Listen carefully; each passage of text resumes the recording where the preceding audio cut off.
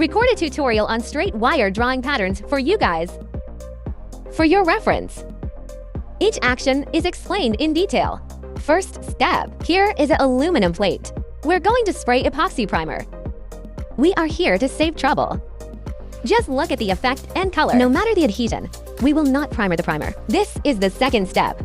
Make a good base of imitation copper color, according to the proportion on the packaging can.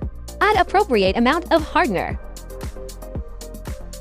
After stirring evenly, proceed with spraying. Spraying requirements are consistent. Performing cross-shaped spraying. Ensure no leakage at the bottom. Now let's talk about the third step, spraying brushed black. Brushed black only needs to add thinner. No hardener required. Add diluent in the recommended proportion. Mix well. Just pour it directly into the spray gun and spray it. Remember not to add hardeners. Precautions for spraying must not be sprayed too quickly. Don't try to spray this blackness out with one shot. It must be thin and uniform. Multiple sprays can achieve the same atomization effect. Otherwise, you spray it out. It is easy to produce clumps of black clouds. It will be very troublesome when you draw the wire later. It comes out with different shades of texture. Or some places are too dark.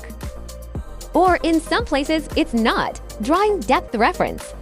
We can check the original above. The darkest areas. To compare. You can see the brushed black you spray out. Is the depth consistent? Then 5 to 10 minutes for wiring drawings. Why do I keep holding this original in my hand? It's because making sure the wire drawing pattern and the color of the drawing is the same. For example, when you draw the wire, it is not strong enough. The texture it appears, it's not so clear. Will be shallower. Excessive drawing time. Texture is too dense. There may be deviations from the original model. Later proficiency skills. Refer to the drawing variable to pull it like this. We can use water to see the color. Because there will be some changes after applying varnish. Try it with water to ensure the color. It's like making varnish. Wipe off the moisture after the color is consistent. Proceed to the fourth step of operation, wire drawing black. After pulling, there will be a layer of black powder on it. After blowing it clean with a blowgun, use a special sticky dust cloth. Cleaning the black dust on the surface. Take a look at the board that was just so clean.